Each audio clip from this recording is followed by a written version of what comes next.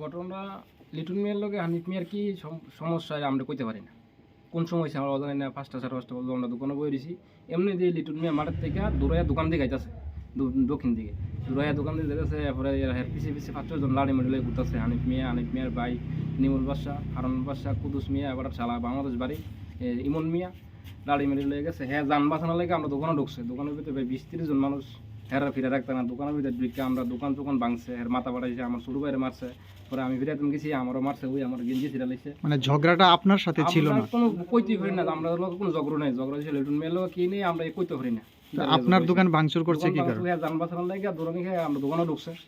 মানে দোকানে মানুষ আছে, যান বাঁচাইবো। আপনি তো প্রত্যক্ষদর্শী ছিলেন, কারা তার মানে তাকে কে ধাওয়া করেছিল?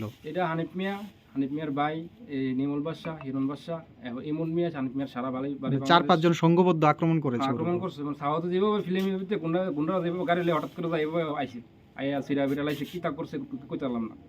দোকান ভাঙ্গা এখন কি আপনারা অভিযোগ করেছেন? অভিযোগ করাম, নদীপুর থানাতে আছে, সিডি করে সিডি কি করে আমরা এটা সুষ্ঠু বিচার চাই।